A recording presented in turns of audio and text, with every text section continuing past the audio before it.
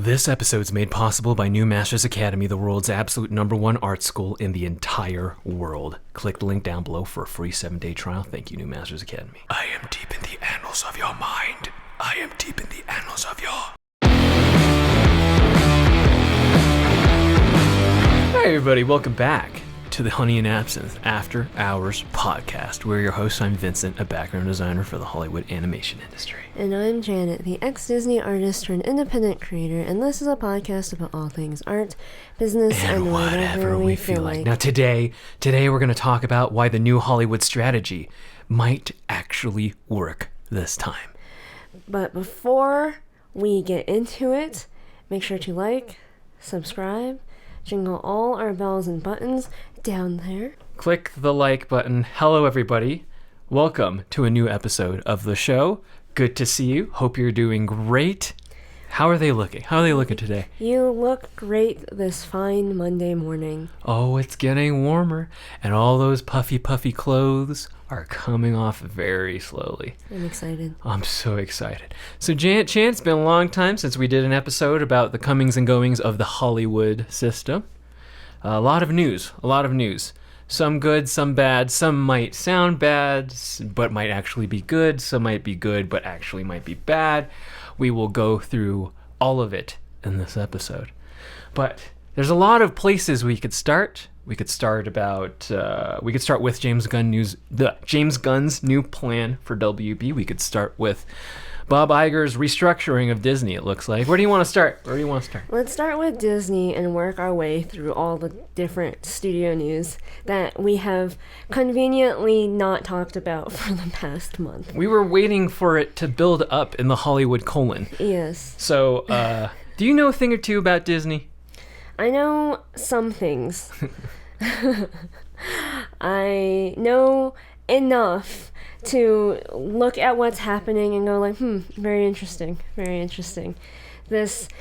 Let me decipher what some of the news that you might have heard, and if you should feel alarmed or not. So recently, Bob Iger stepped back into the role of CEO, kicked Bob Chapek out, and recently a lot of news has come out about the things that he is enacting now that he is CEO again. The first biggest news is that Disney Plus lost 2.4 million subscribers in the first quarter of 2023. So this is huge news for the streaming wars. Oh, Janet Chan, do you remember, long time ago, 2019, when the streaming wars first started? And everybody was clamoring to get hired by either Netflix or this Disney streaming service, which was just the rumor at the time. Yeah. Now flash forward to 2023, and things aren't looking so good for that streaming service. For most streaming services, actually. Yeah. Except for HBO Max. Seems like they're doing all right, maybe. I haven't heard anything from them, which might be a good thing. Maybe. But these are a lot. This is a big loss for the streaming service that is Disney Plus. Yes. So what do you think caused all of this? I think oversaturation and lack of good content, and the high price for what they have. Yes, like the only reason why a lot of people jumped off the cable ship was because we realized we were paying a lot of money for very little. We only pay for maybe 5 channels that we watch at most, and even then, we don't watch it most of the time. It's just something you turn on for background noise, or you don't even know why you turn on the TV and flip to whatever channel. So when Netflix came about, Netflix's explosive streaming growth, everyone wanted in on that piece of pie. Everyone thought, well, we can make channels, but our own version of that without having to deal with being packaged into a cable package, and we can have Disney Plus and we have HBO, whatever. But I predicted a long time ago, back when I first started working, after a few years of working, I was like, there were already rumors that every single network was planning on having their own streaming service before any of the plebes, the normal people, ever knew that Disney Plus was going to be a thing, or Peacock or HBO Max was going to be a thing. Me knowing that, like, before, all the industry people knowing this before it was going to happen, I was kind of like, there's no way Disney has enough content to keep us engaged the way Netflix does. But that's why you got hired in the beginning at Yes. DreamWorks to make TV shows for Netflix at the time. Netflix knew that they didn't want to be just a distributor, so they knew they had to invest in a lot of original content to make the argument that yes, you should subscribe for however much money every month to have this original content you can't see anywhere else. You can't just have cable to see it. You have to have Netflix. Sadly, I realized, because I worked there at DreamWorks at the time, a lot of the original content was made for practically no money and no care. It was practically being pumped out, and I considered it fluff content because I had Netflix at the time, and I realized I'm not sure I even want Netflix. I think I want to cut the cord completely, because I only watched Netflix whenever, let's say, Stranger Things came out or House of Cards came out. Orange. Yeah. When those shows weren't out, and I'd binge them all in a week anyways, I wasn't using Netflix. I would use it. I would like scroll on it at work, and I'd be like, there's nothing to watch. Well, there's a lot to watch, but there's nothing I actually want to watch that is good content. I'd literally would be like, I'd rather spend all my time on YouTube, on social media, because at least it's infinite. Yes, and it's catered to my interests. There's something new literally every week if you follow a good, consistent creator. So I was just like, maybe like this streaming wars thing that's about to happen, there's only one way for it to go, and it's to go really badly. And no one believed me until now. No one still cares about what I have to say, but still, I care about what you have to say. I feel like I was the first one, but who knows? I don't know who was the first one to say this. So Disney loses 2.4 million subscribers. They are also, because of this, they recently announced that they're probably going to start laying employees off, about up to 7,000 employees. Whoa. Which That's a lot. Didn't we say when WB was laying off a ton of people, other studios were laying off a ton of people, we were all staring at Disney going like, when are you going to do that? Yeah. Because everyone's going to have to do it. And now, I think 5-6 months later, it's happening. We made the prediction that Disney was going to be last. Yes. Because they're waiting for everyone else and everyone else to react to everyone else's shit show, so that they can see what the fallout will be, and then they can prepare. They never take any risks. No. They're like the last company to take any sort of risk. They just won't. And they're considering dumping Hulu, Wow. which is amazing. That's amazing. They're like, I think I want out of this streaming wars thing. Abort! Press the abort button, please! And also, Iger announced planned sequels. Frozen 3, Toy Story 5, Zootopia 2. And this is all, I'm assuming, going to be at earliest 2025, maybe. 2026. But, yeah, at least. 2026 for sure. And if not, then, late in the latter half of this decade, those movies are coming out. What do you think about these three? I think it's probably the smartest move that Disney has made in a long time. Ever since I got hired, which was 2017, 2018. This is the smartest thing they've ever done. If it ain't broke, don't fix it. Go with what works. It's not like I want to see Frozen 2, or Frozen 3, or Toy Story 5. I'd rather not. But Zootopia 2, very interesting. It's like Disney knows that the furry community is really big. Yes. Disney's probably staring at Puss in Boots going like, man, we can do talking animals. We've been doing talking animals since Robin Hood, man. Since Aristocats. Since ever, yeah. Since forever. Since Fox and the Hound, man. That's our thing.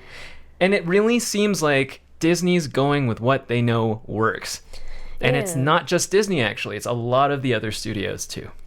I thought immediately when I heard the news that it's a very safe, low-risk move. Because Disney is known for Disney got their start with princess movies. And children's cartoons, and specifically children's cartoons with talking animals. So, you told me the premise for Toy Story 5. It's batshit loony. Yeah. It's basically like Toy Story 3, but with certain genders reversed, and then it ends pretty much the same way. What is that specifically? They basically go back to Andy, and then Andy's an adult, and he's gonna hand all the toys over to his daughter. What was the point of Bonnie then, man? What was the point? And for Frozen 3, I don't know. I mean, Frozen always does well. We'll see, because the Zoomers are adults now, and they love anime. We'll see if they'll come back to Frozen. But I really think, and like I kept telling you today, if Disney's not making a new princess franchise for the alphas, they're fucking dumb. Like I can't, like I have to believe that Disney's not that dumb to do a kind of like a tried and true princess movie for the new up and coming generation, our kids basically. And I kept telling you, like, no more of this fucking Rhea, I'm a strong woman shit. You know, I want some traditional princess, mean mother figure, and suave, douchey prince, whatever. Like, I want the good old days back, you know? Because Disney's really... they're really good at it, but they've been adamant to not do it for some reason, what they're known for a really long time. They, in a weird kind of way, were trying to be like everyone else. They were trying to make these... You can call them princess movies, but they're actually action-adventure epics. Their protagonist goes on a hero's journey filled with danger and adventure and comes home a changed person. That's not really a princess movie geared towards little girls and little girls' families with like a beautiful transformation scene, usually with a beautiful dress, and it's a coming of age story with a lot of romance thrown in with the Prince Charming and everything. Like, that's what little girls want. The action adventure. Wait, that sounds sexist, Janet. Is that not what little girls want? Tell me if I'm wrong. But I was a little girl, and that's what I wanted. But I mean, I also wanted the action adventure stuff. But it's not like the thing that triggers that weird thing in my brain that goes, ooh, shiny, ooh, pretty, ooh, I want to be her. Like, you know? But like it probably does for boys. Like, all this action adventure dangerous stuff will make boys really excited, but boys don't want to follow a girl story. Exactly. Man. They're kind of like, ooh, cooties. Like, I want to be cool. I want to like have swords and fight the dragon. Yeah. And that's fine if you want to do that, but Disney trying to do that is kind of like a fish out of water. That's not what it's typically known for, and it's a struggle compared to like other studios, like DreamWorks. Yeah, who like that's what they are known for. It like comes easier for certain companies to do certain things, and something that you told me you noticed that was kind of fascinating is that why are they promoting these properties now? Because if they're announcing this isn't going to come out until at least 4 years from now. Mm-hmm. So what is actually coming out now? Like this year, next year? Why aren't they promoting those properties? So I looked it up. There's something called like Wish, Elio, if I'm pronouncing it right. random other, like, I call them the diverse action adventure movies that Disney has been putting out. It's like more of the same, similar to like Raya and that kind of thing, Encanto. Probably projects that should have came out during COVID, that were probably in its inception before COVID. They're coming out now, and I haven't heard of these at all. I have no idea what Wish was. When I saw the premise of it, I was like, so you mean Puss in Boots? But like with a princess? A diverse princess? And also there are a lot of woke TV shows and animated shows and movies that are coming out specifically only on Disney Plus. And then I was like, well, would you look at that? That doesn't look very progressive when we know Disney Plus is failing. And then you just throw all of your woke, diverse shows. Like there's I think a Nigerian princess show that's coming out. I forget what it's called, but it's like I have never heard of it. There's no press for it. There's nothing. They're not talking about it. And they're like, oh, it's coming out on Disney Plus. Forget all of these other projects. Frozen 3, Toy Story 5, Zootopia 2. That we're not getting anytime soon. Not anytime soon. So I was like, interesting. Iger, who all the woke people were like, yay, we're kicking out Bob Chapek for Iger. He's going to be our hero to save all the progressive shows and the woke ideology. Meanwhile, he's going to be like, buy 5,000 employees. 7,000. 7,000 employees. In fact, there's rumors there's even more than 7,000. That's being polite. And goodbye, diverse shows. Let's put you on Disney Plus to die. Disney Plus is the new Disney Tunes. It really is. Like Disney Tunes was the planes stuff straight to DVD stuff, but then who collects DVDs other than us weirdos? All that stuff is basically Disney Plus. And man, they shut down Disney Toon Studio too. Remember that? Ooh, yes. Sad day. Sad I worked day. right next to that studio, and it was a very sad day. And then all the employees in Disney TV were like, "Close your eyes, shut your ears. That's not us. That's never gonna be us. Totally not us." There's literally some people I worked with that had no idea Disney Toons shut down right next door to us, and I was like, "You guys are oblivious." So yes. Bob Iger never gave a shit about you. They knew that you don't give a shit about you and your progressive woke topics. And it's for the gram, baby. It's for those Twitter likes, man. And now that we're in a different place culturally, we are in what people are calling a post-woke, anti-woke era, man. Yeah, we said you see Kidology's thumbnail? Today, yeah. I was like, damn, we're here. 2 years too early. As usual. I always say we're 2 years too early. I predicted this 2 years ago. God, I'm so glad. I'm so glad people are getting fucking mad at the people who are hating on the Hogwarts game. Let people enjoy their wizard fantasy, man. God. I really want to know all the people that think I'm alt-right for all the opinions I had 2 years ago to now listen to all of this and just be like, did you ever care? Did you personally ever care about any of the shit that you gave me flack for? Because now I'm just looking more and more right about a lot of things, and I'm just like, I wasn't ever that political. I was just like, I don't think you care. I don't think these studios care. And you're mad at me just for saying it. So I actually think this is a smart move for Disney. I think they've heard loud and clear that nobody really likes the woke shit, the strange worlds and everything. It was an experiment that went awry. And now they're like, okay, let's not do that anymore. Let's do Frozen 3. Right. You guys like Frozen, right?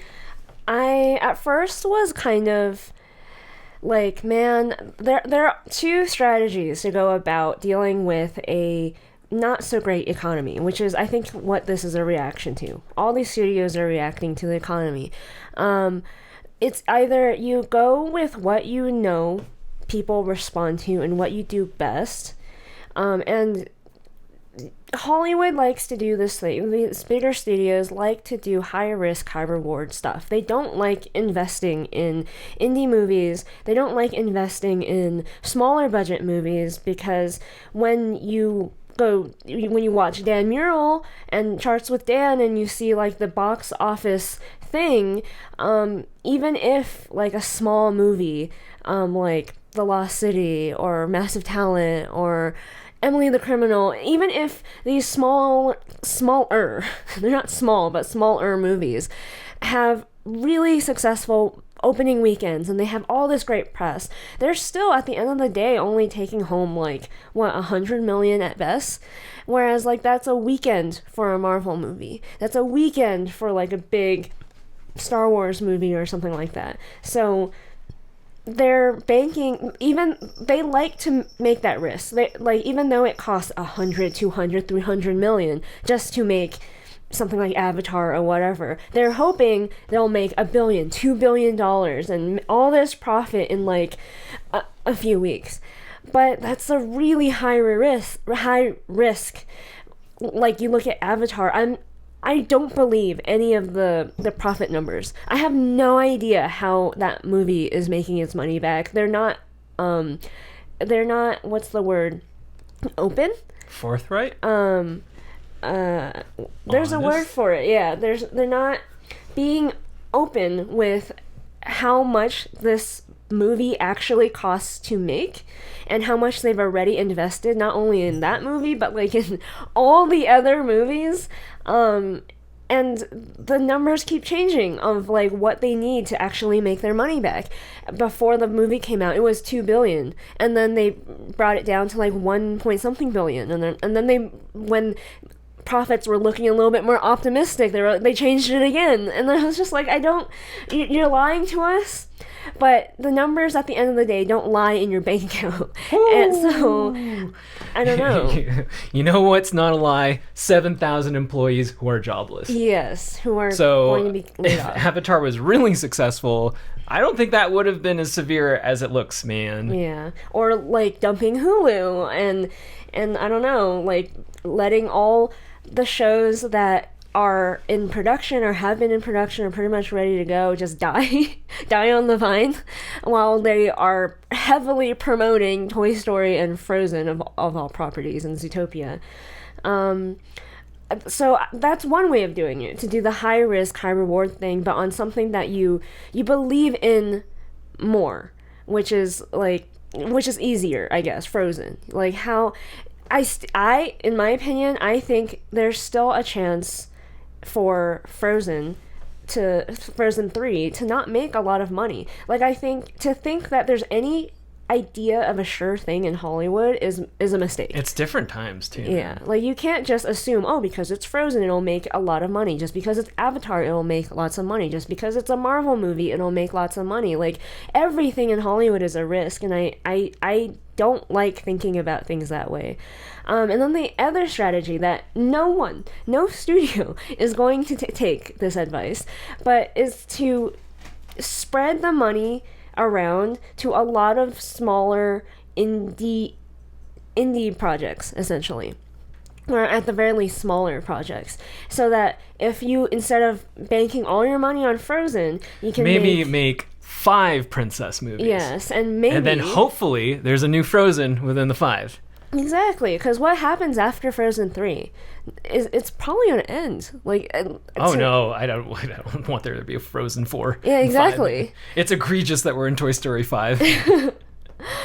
But there's an end to when you have a hit like Frozen. There's gonna, like, when you have a hit like Frozen, you can be like, sure, let's make a 2 and a 3 and a whatever. But when you're on 3 or Toy Story 5, there's only so many more movies you can have after that, and so the better long-term strategy, because they're chasing easy money. They're chasing short-term easy money to make Frozen 3. Also, a lot of the assets for these movies are already made. They just have to design a new character, a new location, a new mascot, a new dress. If you somehow you spread the money around, you make like 5, 10 princess movies. Eventually, one of those, at the very least, is going to pop off, and then you can have a sequel and like. But it's not sexy. It's not sexy to be like, oh, let's make new properties, and who knows if it's going to be successful. But let's take that risk, even though technically it's a much smaller risk than like investing all this money and talent into like these big properties with all these big expectations like tacked onto it, and in the hopes that it might make $1 billion again. They're choosing the first strategy, which is still fine because they're good at, like, all these studios are good at what they do, and isn't that what we've all been asking for at the end of the day? We're going to talk about everyone's legacy, from Disney to WB to Universal. What is Disney's legacy? Snow White. Princess movies. It's princess movies, Yeah. man. They're amazing. I love Snow White. I love Sleeping Beauty. You know, even the new ones like Frozen and Tangled. They're very good movies. And they stand the test of time. And I don't know why they're straying from what works for them. And though they're going to make a new one with Frozen 3, I want to see a new take on the classic princess formula. Do you feel optimistic and hopeful for the future of the entertainment industry? You know what I do when I feel like I doubt everything in the world? I drink some Coffee Brand coffee. Coffee Brand coffee gives you a new renewed faith in the Hollywood system. If you want 5% off your entire coffee order, enter code Honey and Absinthe at checkout at the link down below. That's Honey and Absinthe at checkout. Enjoy your Hollywood, enjoy your enema, enjoy your coffee enema, babies. What about Warner Brothers? With the whole James Gunn plan for DC, a lot of people were poo-pooing his plans. They were very upset that they're abandoning the Zack Snyderverse. Well, first of all, a lot of people are really upset with the Henry Cavill news. I really like Henry Cavill, but I really think Zack Snyder's vision for Superman is awful. I don't want alien Superman. I want wholesome, basically Jesus. I want to care for humanity Superman. Very warm, very wholesome. I don't Smallville like Superman. the Smallville Superman. Yeah. I don't like the stark, dry, stoic That's not what I ever imagined Superman to be. He's like your warm guardian friend. So I love Henry Cavill as an actor, but I understand why people are upset. But there is a vision of Superman that we haven't seen in a long time, and it's that Christopher Reeves. We believe in this guardian of the planet. And what I keep thinking is this like Americana thing, almost like Smallville. And I kept thinking that, like, you know what movie did that really well? Top Gun did that really well. To bring that Americana, like, oh, we're buddy teams and rivals and all that stuff. But then it's been a long time since we've seen a warm vision for Superman. And it kind of boggles my mind why everyone's reactionary response is to hate on this new vision. Because as soon as the pitch for Superman came out with James Gunn, I was like, I know what you're doing. You're basically making a new version, basically reincarnating kind of like the Christopher Reeves wholesome Superman thing, and I'm all for it, man. That sounds really cool. So James Gunn is creating a big vision for the entire DC franchise that is going to be interconnected, and everything from the comics to the animated TV shows to the live action TV shows to the movies are all interconnected, which is the only other time that's been attempted is with Star Wars and Marvel. I think it's more akin to Star Wars because Star Wars has like their alternate stories, Elseworlds thing, which James Gunn's also going to do. Apparently, what is it? What's that show called? Teen Titans Go, and the Joker movie with Harley Quinn and Joaquin Phoenix, and the Matt Reeves Batman with Robert Pattinson are all going to be separate. But everything from here on out is going to be connected, which is really, really cool because I don't even think other than the string of movies, Marvel did that very well. And it's crazy that James Gunn's writing this animated TV show. He's writing all of this stuff. He's writing the new Superman movie. And if you don't believe in James Gunn, man, go watch Slither, dude. Go watch Suicide Squad 2 and compare it to the travesty of David Ayer's Suicide Squad. You know? Like this foo has a vision, man. And I haven't seen somebody with such a strong vision than basically Kevin Feige back in 2010, where he really wanted to bring the Avengers to life. And I'm filled with so much hopium for this thing, man.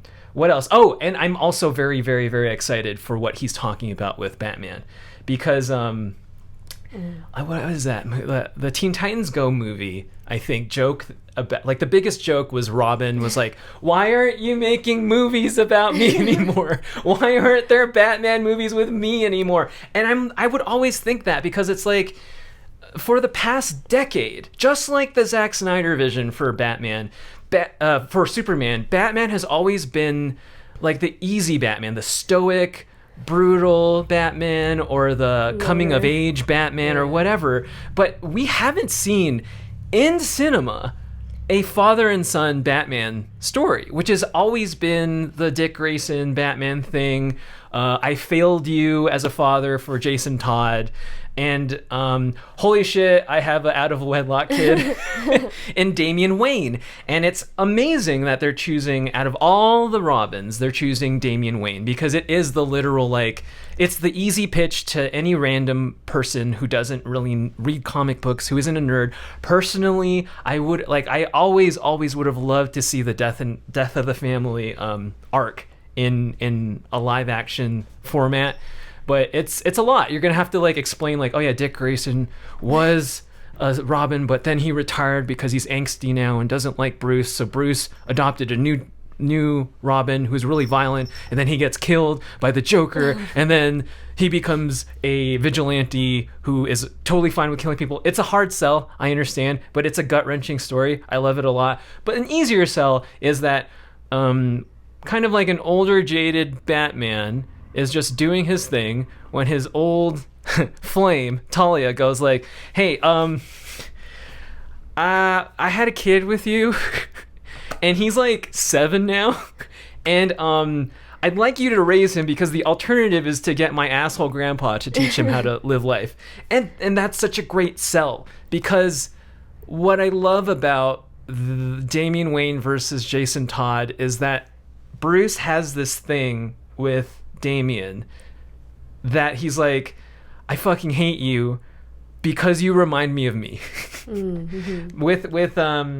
With Jason Todd, he was more like, why am I failing you? I'm telling you not to kill. Why are you disobeying me? I'm trying to be a good dad. But then, like, this is sort of like this kind of meta thing for Bruce to be like, hey, I know you're really gung-ho about being a vigilante, but hey, you need to calm down. And then he has this whole complex where, like, well, fuck you, I'll get my grandpa to teach me shit. And he's like, wait, no, your grandpa's not the greatest dude ever, so I'm gonna teach you. And it's just such a great sell. Damian's such a great character. He is sassy. He talks back at his dad. He's not like very, very he's not the best son, but I imagine that's how Bruce's and Alfred's relationship was when they were younger. So that's such a great story that we've never ever seen from Batman.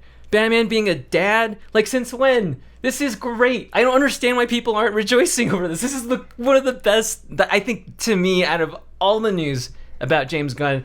His vision for what he's going to do with Batman is like, holy shit, I want to live in that planet already. I'm more excited about Batman being a dad than seeing the X-Men come to life at this point.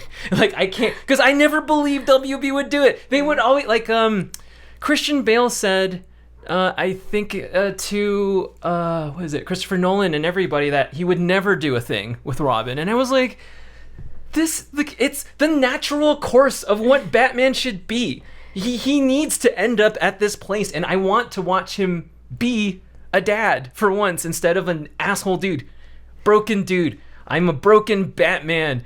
Like basically the Zack Snyder Batman. I'm so sick of that shit. I'm so sick of Matt Reeves' like, I'm an emo bitch Batman. I'm like, dude, let's like have some father figures, you know? You know, the Jordan Peterson shit? Like, let's have some father figures for the young, unruly youth, you know? It's very, like, just like with the bringing back basically OG Superman. It's like, almost like bringing back OG Batman and Robin. Yeah. The Batman like, Robin like duo. and that's, I think that's like WB's legacy. Yeah. It's Batman. Like, it's always been Batman. Like, WB loves Batman so much, and people love Batman.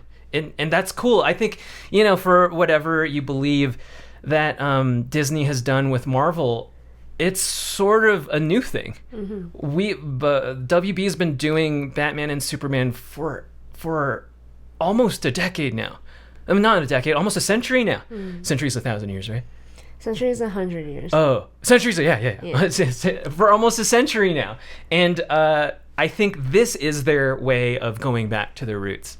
And it's, to me, this is so much more exciting than anything Marvel could do right now, because it's just been a mess. WB's like vision and Zack Snyder's vision competing with Nolan's vision, and everybody has kind of like their flavor of what Superman should be and Batman should be. And I'm just like, let's make a really good version of Superman and Batman for once. Like something that like is true to the fans, something that's like not different, just something that's just traditional.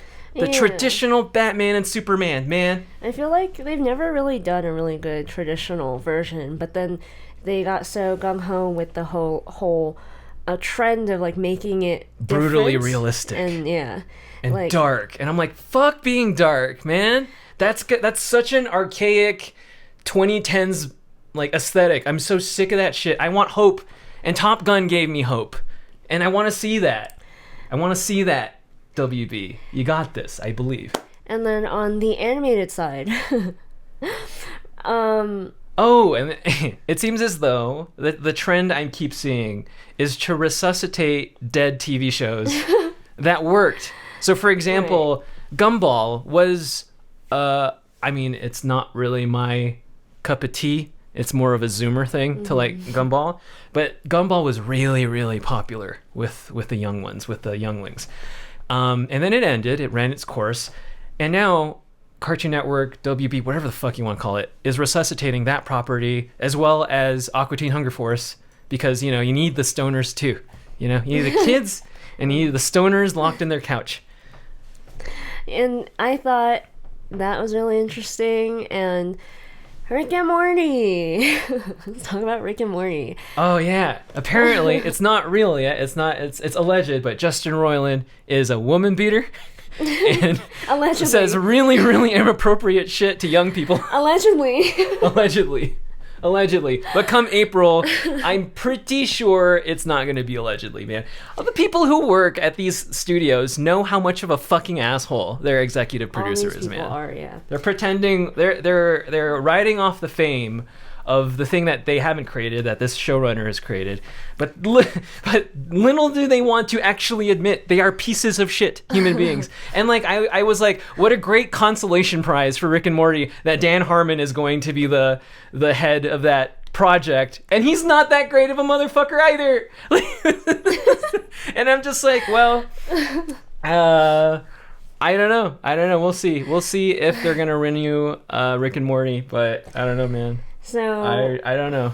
What is it? WB put out some statement about how they're cutting ties with Roiland so that they can continue doing the Rick and Morty show. And I was like, oh man, how times have changed. Yeah, man. If this were 2019, if this were 2017, oh my god, this show would be gone, Yes. dude. Everyone would be laid off in 2 seconds. And that's what happened to you. Yeah. On the Louis C.K. show. Like, whatever happened with Louis C.K., everybody affected by all the TV shows that he was working on at the time laid off. And no one cared. They were like, justice. Kind of. But you know what's more important than social issues, than whammon issues. What? Making motherfucking money, man. And Yeah. that's what's happening, man. So there's that. I'm amused by the cultural aspect of like a few years ago, literally like maybe 3 to 4 years ago, this show would not exist anymore. They would have no problem aborting the show. Yes. So we are like, it just speaks louder than ever. We're in a post-woke era. No one gives a fucking flying fuck. You never cared. You never cared. We never cared. Your employers never cared. That's just the way it is. And it's just safe to say this now. That's why this is happening. Yeah. Like, I can get canceled for saying this 4 years ago, but now, literally, Justin Roiland can literally do awful things and no one cares. And then the other part of that news, I'm just really, like, I'm, like, amused by the honesty, I guess, of the studios to be like, this makes money. There's no way we're fucking canceling it. No way. And if something happens with Dan Harmon, well, then we'll just get rid of him and just continue the show. Find a new fuck showrunner. it, man. Fuck it. Find some new voice actors, some new showrunners. Who gives a we'll shit? figure it out. We'll run it to the ground. And I just, like, I think on a, like, more personal note, there are a lot of people I thought were my friends on that show. Which show? Rick and Morty. Oh. And turns out they're assholes. Just like your showrunner. Yes. They are unloyal, awful human beings who like to pretend to be male feminists, and I am laughing at you now. It's just so ironic that the male feminists work for the ultimate, like, piece of shit I know. dude I know. ever. I just So feel like enjoy that on your resume, boys. yeah.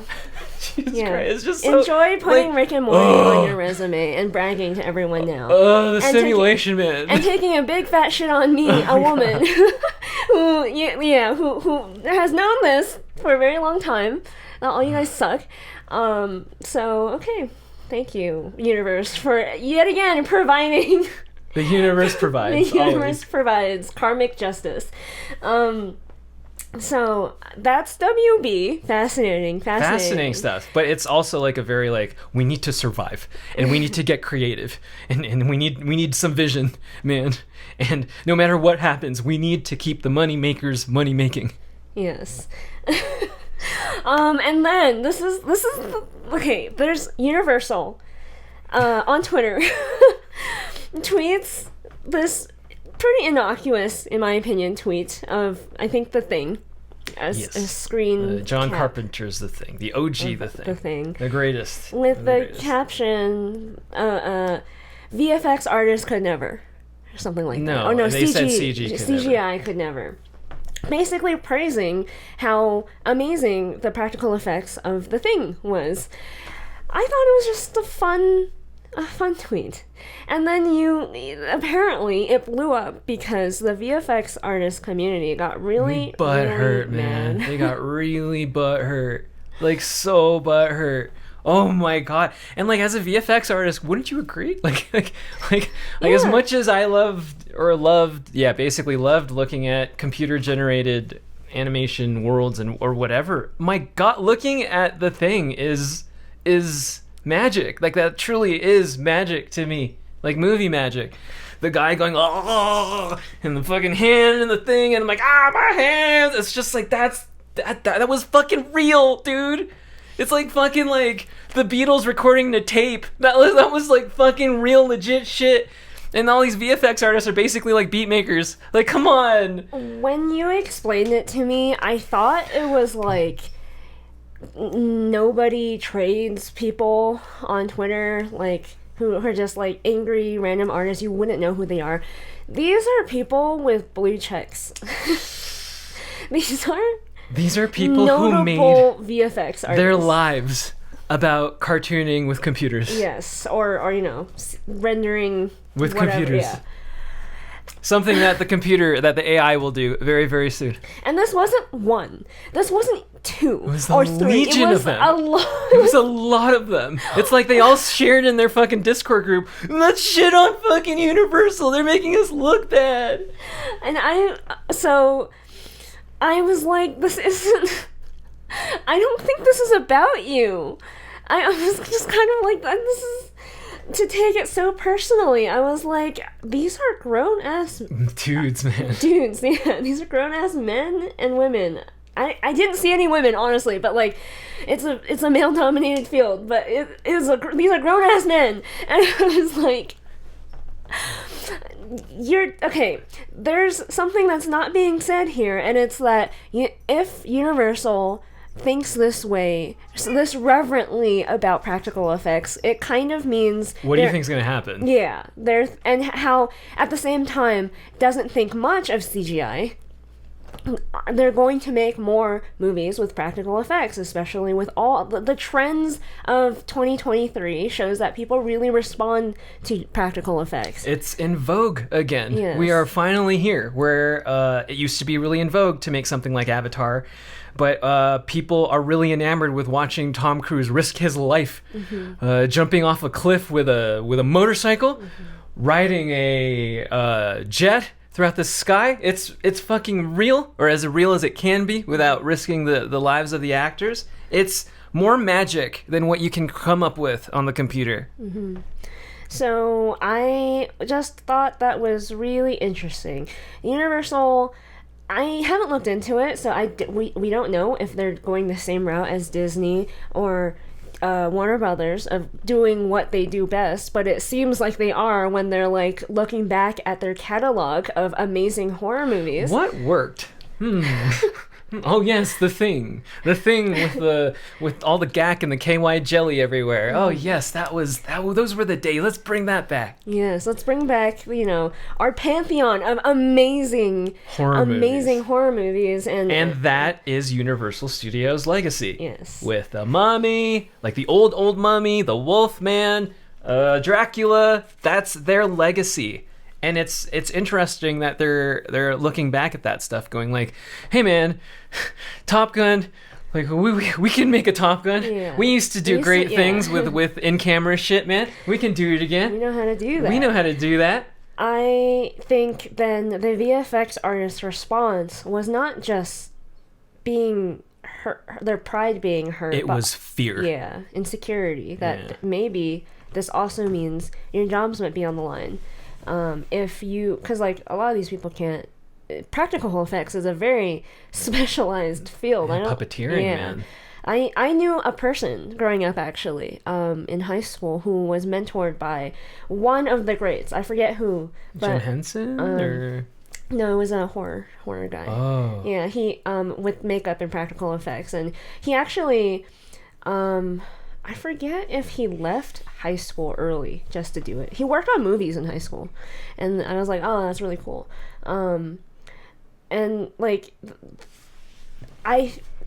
that's the kind of person you kind of have to be. You had to be trained to do this. You had to be there are like tricks of the trade that you don't learn, and a VFX artist really could never. So I understand where the fear comes from. The VFX artist went from like designing worlds like Avatar to like erasing scaffolding. Yeah, which apparently with AI you don't even need VFX artists to do that anymore. I was like, oh my god, this is crazy. A lot of people are fearing for their jobs in their future. Yeah. Like in every industry. So clearly every single studio is changing their strategy for what they have been doing in the past half a decade, and now they're going completely different. They're going back to what they've always done. And I was thinking about how I'm not sure these studios are scared of the economy, because these corporations, these companies are so big. I'm not sure anyone in that company, no matter how high you are, thinks that these companies will ever go away one day. To think that, like, oh, I mean, maybe they won't be as big, or maybe they'll have a period of time where they lose money or whatever, but I don't think anyone ever can fathom Disney going the way of, like, MGM or something, like, bankrupt or, like, whatever. So I don't think they're scared, like, of that necessarily, but I do think they're thinking about the future. And I think they're positioning themselves for when the economy does get better.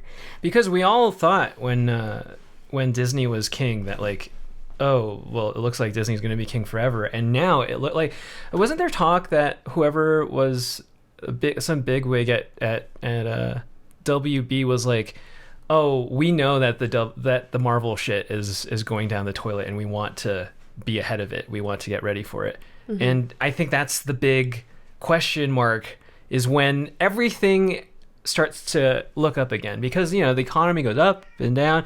When things finally ramp up again, all bets are off, and it's a free-for-all again. And we're going to see, I don't know, maybe WB's on top, maybe Universal's on top. But it's looking like Disney might not be the top dog for much longer. Yeah, I noticed this with WB first, like watching Black Adam and a lot of last year's movies. It really felt like they were just putting certain movies out to die and focusing on their new direction, whatever it was. Like, I'm pretty sure a lot that whoever said that about Marvel, I forgot which director, whoever. I'm sure it's an exec or something. Yeah. It wasn't a director. But everyone who was in the know knew that Marvel and Star Wars and this whole comic book thing was going down the shitter around 2018. Like people have been preparing for this, and then the economy is an even bigger reason why, like, like to push this strategy forward faster. I don't think this was intended to go this fast, to like switch gears like this, but I do think doing this way now, every studio is now telegraphing that they're doing that. Mm-hmm. The next few years, up until 2025 probably, just expelling what's left in the colon, man. It's just a lot of the woke shitting stuff. out all the stuff that I know, everybody knows we're not going to watch. Yes. The studios know we're not going to watch. Yes. And what everyone's preparing for is the great land grab of 2026, 27, 28. That all bets are off. Yes. Everything that we predicted, everything that we know entertainment to be is going to be, up for grabs. Like the crown is up in the air, and all of these studios are reaching, going like, I want it to be mine. Mm-hmm. I want to be the greatest. And I do think they're positioning themselves because they're hoping and praying, and they're probably going to be right, that by about 2026, 2027-ish is when the economy is going to start getting better again, and people are going to go watch movies, spend money again, so they're planning Frozen 3, and who knows, the new Superman, the new Batmans, the everything. New Superman and Batmans are totally going to come out at the same time as Frozen 3. Yeah. So, and like, imagine that, everybody. That's going to be a really insane, cool time. Yeah. That's really going to be, I hope I live for the next 3 years, because it's going to be a really cool time to be fucking alive, man. Mm-hmm. But for now, they're playing defense with whatever they have now. They're not going to like really put as much marketing dollars. They're not, unless there's like something they really believe in. For example, like Oppenheimer. Like they're I haven't seen a movie like that being promoted this early. Woo, Oppenheimer is gonna be the biggest movie of the year, dude. I'm so excited, man. And in a weird way to play it defensively is to go back. It's smart for every single one of these studios to go back to like brand legacy, do what we do best. We aren't gonna try anything new, anything crazy, anything too different, but in a weird way, we haven't done what we are known for so long. It does feel new and different in a weird kind of way. Yeah, just like I think it's the same if like to use CG stuff versus practical stuff as an example, it does feel fresh. It does feel fresh to watch Ghostbusters and see, some CG stuff, but those slimy, gacky monsters, and they're actually there in camera. It's really novel. I remember I was tearing up watching that shit. I was like, I can't believe it. It's real. It's right in front of us. And then watching Top Gun, breathtaking. Most viscerally breathtaking experience I've ever experienced in a long time. And imagine that. Imagine that ethos with Superman. Imagine that ethos with Batman, where they're not going to fucking do the Zack Snyder the fucking Dragon Ball Z bullshit. It's just going to feel real. Yeah. And for me, even though it's not as risky artistry wise as I would like it to be, it is what we've all been asking for a really long time as movie fans, as fans of these things, media and entertainment, and just wanting to be entertained for a little while. I just wanted something good. I didn't care if it was woke or not. I just wanted something good. And to see the studios kind of have fire under their asses again, and to be like, okay, time to actually try, now that we can't just put out a movie and it automatically makes $1 billion, whether it's good or bad. So who cares if it's good or bad? I think that's really, really exciting. I did worry a little bit about how, does this mean that movies are going to be less progressive, in quotes? And I don't think so. I think the progressivism in movies, the wokeness and the trying to be different for the sake of being different sometimes in the past decade was a little reckless. I felt like a little in your face. Yeah, and not thoughtful, and not intentional, and didn't mean anything. It became kind of pandering. It became a shell of what progressivism and moving cinema and art and whatever forward. It became like a joke almost, or just it was thoughtless. And I think the reason why it was like that was because literally you put anything out and it was guaranteed to make some amount of money. It was good times economically, and I think now artists have always been progressive in the way they think about creativity and art and stories and everything. Just because, back in the Terminator, day, the Ewoks and Star Wars, Return of the Jedi, just feels like Vietnam bullshit, anti-war stuff. And it's always been there. Yeah. It's just never been in your face like that before. And pandery and obvious, and art became about progressivism rather than art that sometimes has progressive messages in it. And so I think now that it's a lot more risky to put your ego into entertainment like that on display so tastelessly, I think it'll be less reckless and more thoughtful and more a good I'd balance. Say it'll feel seamless. Yeah. It won't feel like it sticks out or whatever. Yeah. That's what we liked about, one of the only things that we liked about Knock on the Cabin. It wasn't a thing. Yes. That it was a same-sex marriage couple. That was besides the point of the entire movie. Yeah. So I'm excited. Are you excited? I've never been more excited. It's just we're always really early. And it looks like a whole lot of pain for the next 2 years, but if we can just make it to 2026, 2027, we're going to see amazing shit, I believe. Yes. I believe in my heart, man. Again, we're 2 years too early. Always. Typically. So 2025, 2026 is about when all this would come to fruition. You heard it here first. So I don't know. I look at a lot of the people who are currently reporting this stuff as really relishing in Hollywood's demise, but this is actually really, really good news. Yeah, I think they're being short-sighted. Yeah.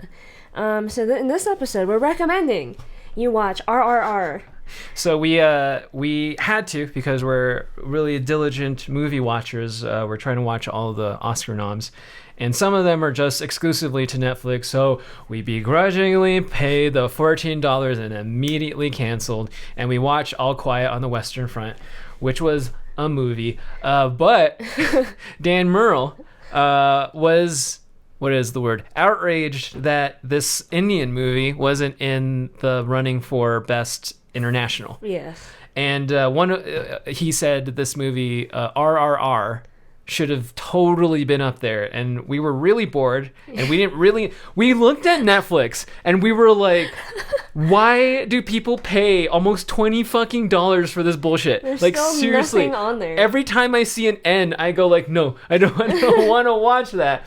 But we were like, okay, Dan has good taste. We trust in Dan. So we watched RRR, and it is one of the funnest times I've ever had watching a movie this entire year. I haven't had that much fun since Top Gun. Yes. I think like, it was so good. Was dying. Thank you, Dan. Once again. Love that movie so much.